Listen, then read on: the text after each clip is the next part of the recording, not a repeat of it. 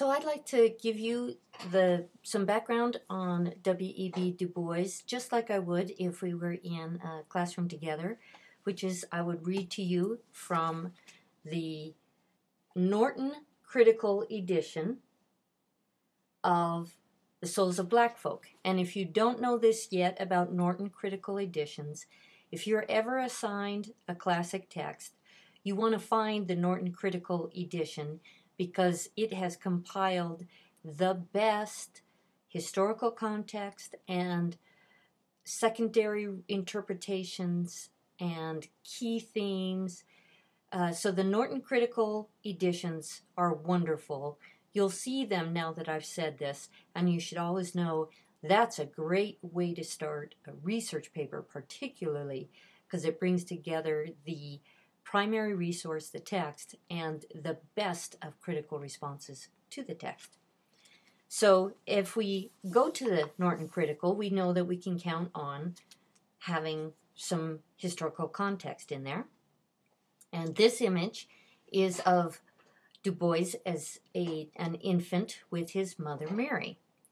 So born on February 23rd, 1868 in Great Barrington, Massachusetts, Du Bois was the only child of Mary Burghardt Du Bois and Alfred Du Bois. And it turns out his mother was 36. She was the youngest of 10 children, and she fell for a graceful but charming, unemployed and charming Alfred.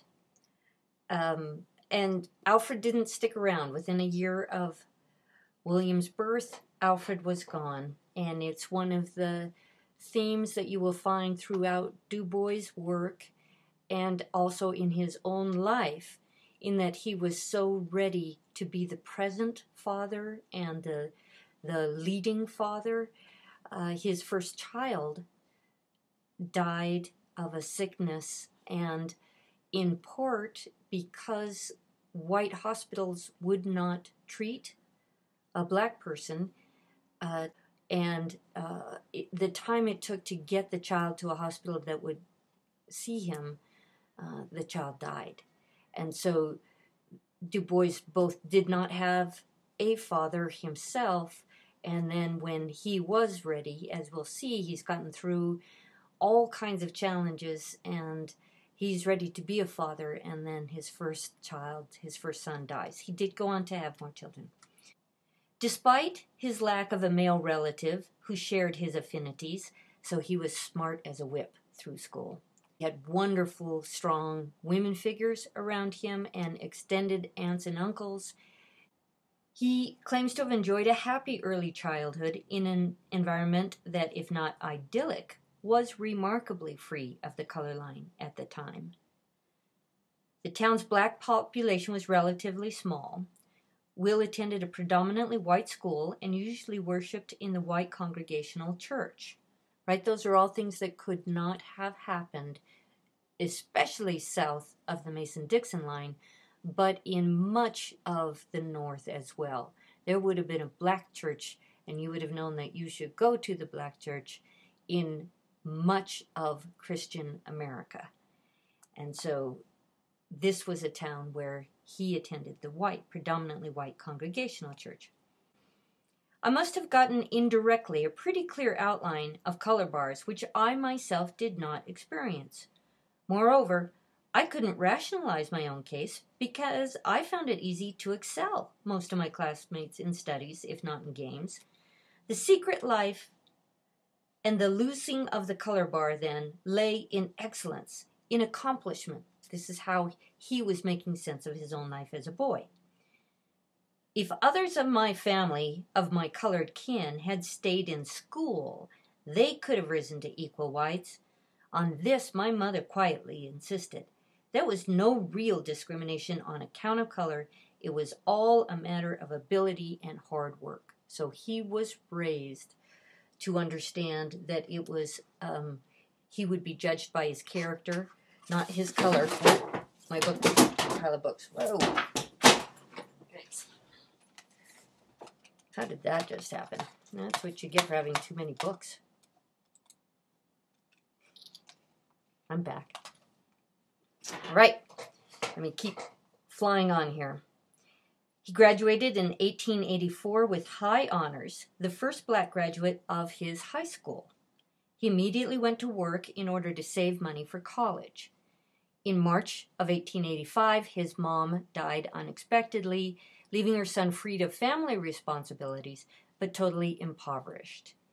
In the breach stepped the white community, whose leaders urged various congregational churches, including DuBois's own, to donate scholarship funds. People saw that he was an exceptional student, and they wanted to see him getting to college.